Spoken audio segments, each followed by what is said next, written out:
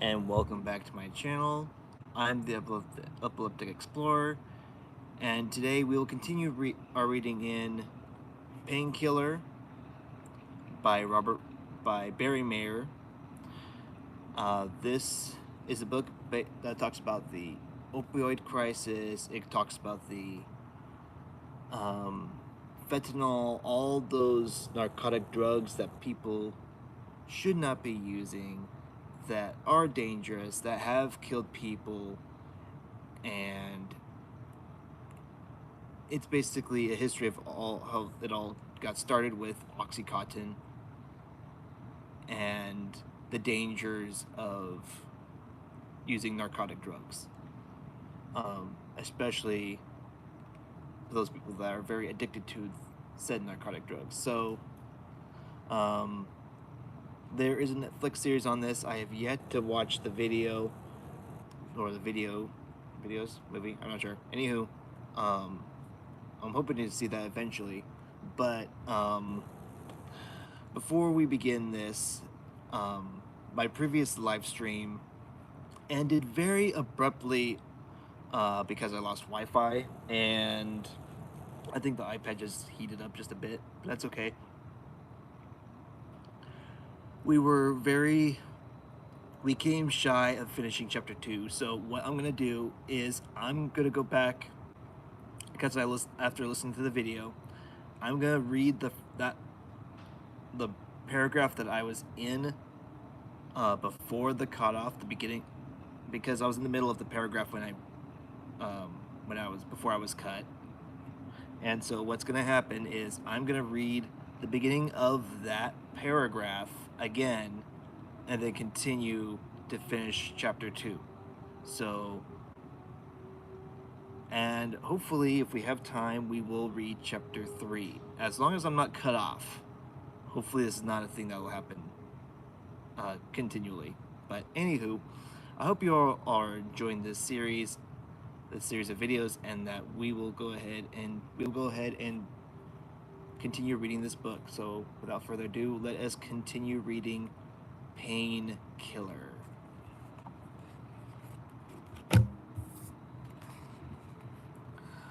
Ideological ties between opioid advocates and a company like Purdue were even more powerful than financial ones.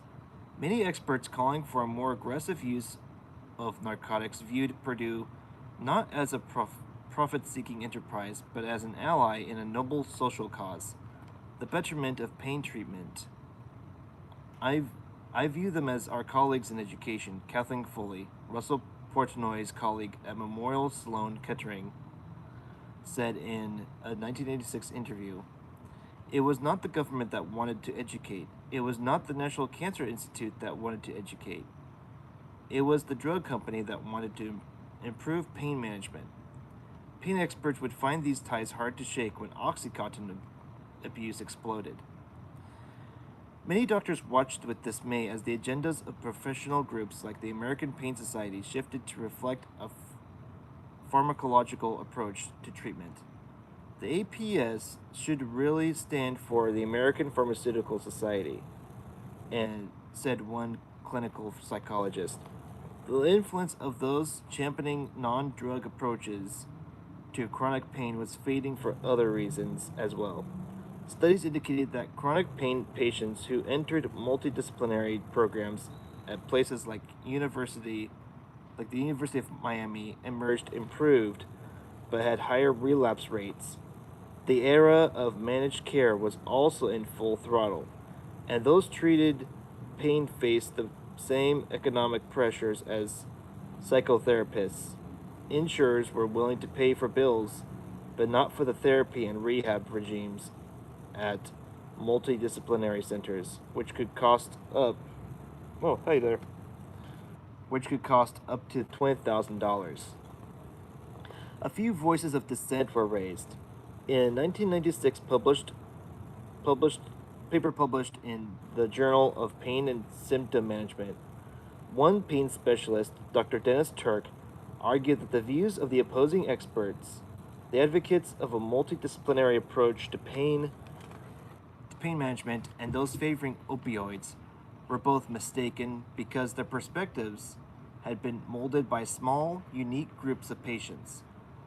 Turk maintained that multidisciplinary disciples unfairly dismissed narcotics because drugs hadn't worked for patients who presented extremely difficult cases.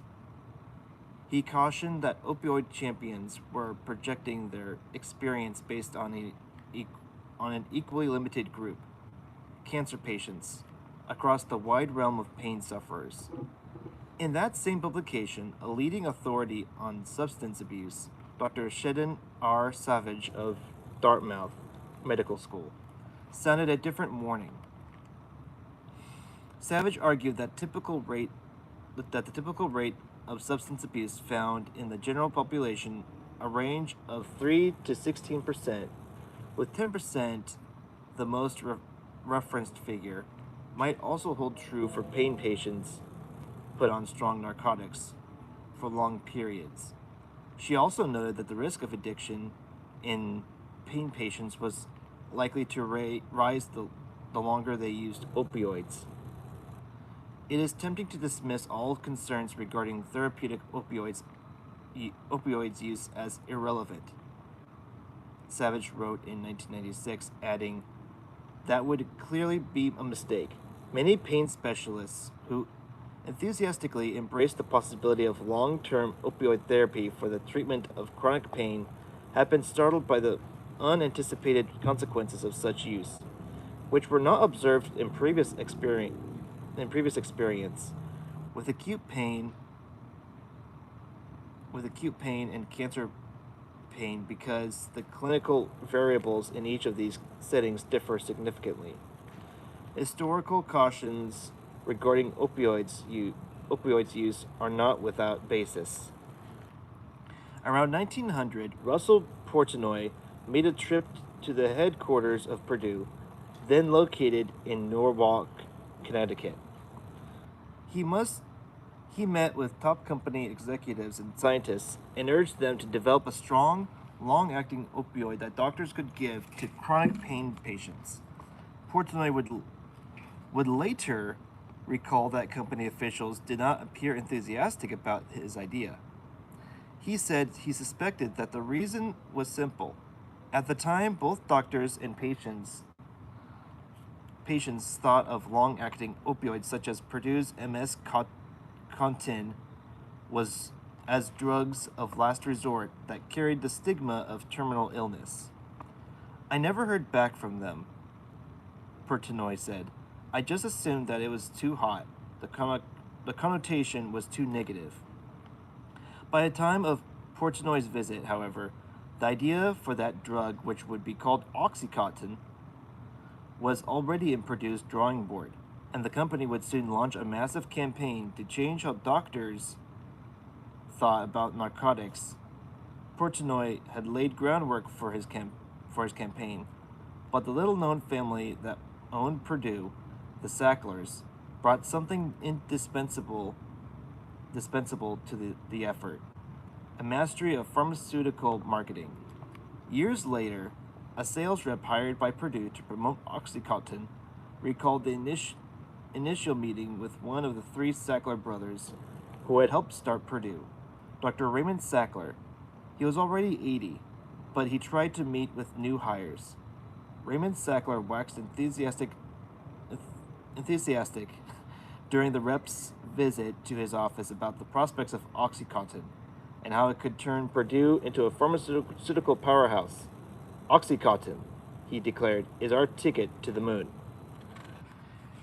And that is the end of chapter 2. And let me take a look really quick.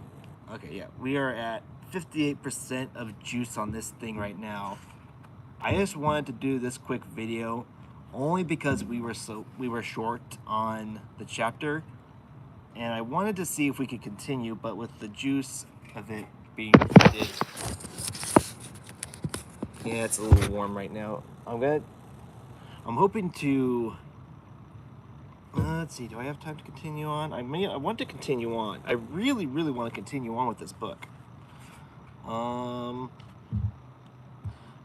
But I might have to, because it's a really good book.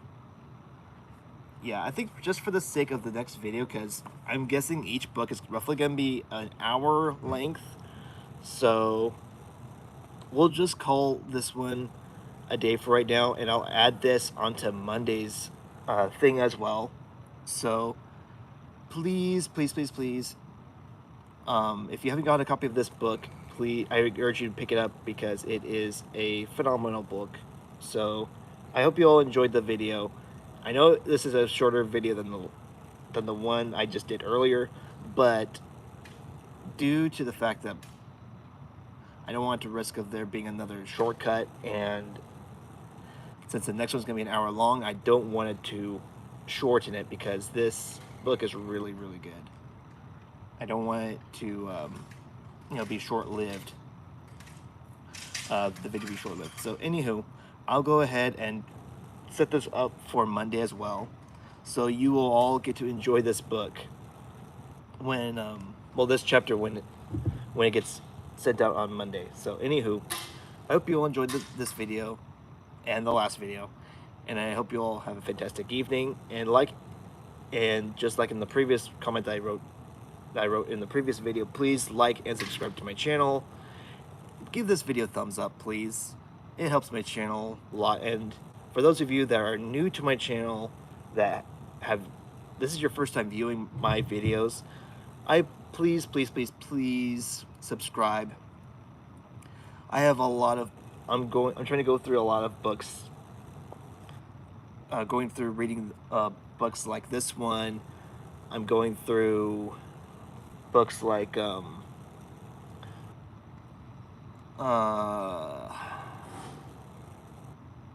Ruin and Rising, sorry.